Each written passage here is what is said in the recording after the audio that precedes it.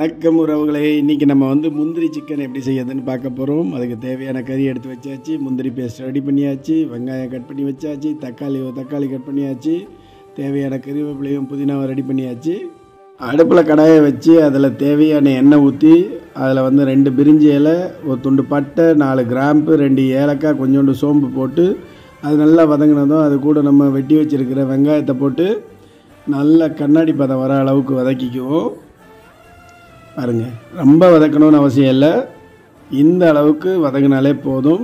அதை ஒரு கண்ணாடி பதத்துக்கு வதக்கி அதில் ஒரு டீஸ்பூன் இஞ்சி பூண்டு பேஸ்ட்டு அதையும் சேர்த்து அது வாசனை போகிற அளவுக்கு வதக்கிட்டு அது கூட பச்சை மிளகா, அது கூட உருவி வச்சுருக்கிற ஒரு கருவேப்பிலை கொத்து இதை நம்ம அப்படியே அது கூட போட்டு ஒரு வதக்கிப்போம்.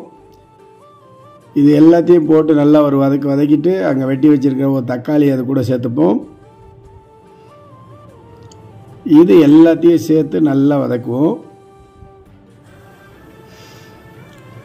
தக்காளி எல்லாம் சேர்த்த பிறகு அது சீக்கிரம் வதங்கணுன்னா கொஞ்சோண்டு உப்பு சேர்த்துக்கணும். உப்பு சேர்த்து அதை அது கூட அந்த புதினாவையும் சேர்த்து நல்லா ஒரு வதக்கிப்போம்.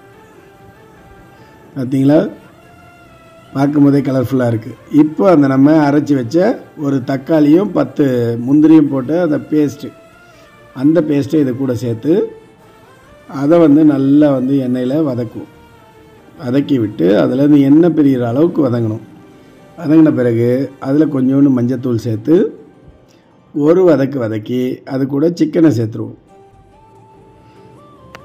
பார்த்தீங்களா, சிக்கன் சேர்த்து அது நல்லா கிளறி விட்டு மசாலா எல்லா பக்கமும் அதில் ஊறணும் இல்லையா, அதனால் நல்லா கிளறி விட்டுருவோம். கிளறி விட்டு அதை அப்படியே கொஞ்ச நேரம் வேக விடணும். பாருங்கள், இதை கொஞ்சம் மூடி போட்டு வேக விட்டு எடுத்த பிறகு பார்த்திங்கன்னா எப்படி இருக்குன்னு பாருங்கள். இந்த லெவலுக்கு வந்த பிறகு மறுபடியும் ஒரு முறை எடுத்து அதை கிளறி விடணும். ஏன்னா நம்ம இதில் முந்திரி சேர்த்துருக்கிறதுனால சீக்கிரம் அடி பிடிக்கும். அதனால் ஒரு கிளறி விட்டு மறுபடியும் மூடி வைப்போம்.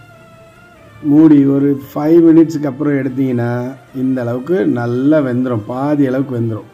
அது வெந்த பிறகு அதில் 1/2 spoon garam masala, 1 spoon red chilli, 1 spoon குழம்பு மிளகாய்த்தூள், 1 ஸ்பூனு சிக்கன் குழம்பு மசாலா, இது எல்லாமே நம்மளுடைய இயற்கை சந்தை. இது எல்லாத்தையும் போட்டு நல்லா ஒரு கிளறி அதை ஒரு 5 நிமிஷம் நல்லா வேக விடுவோம்.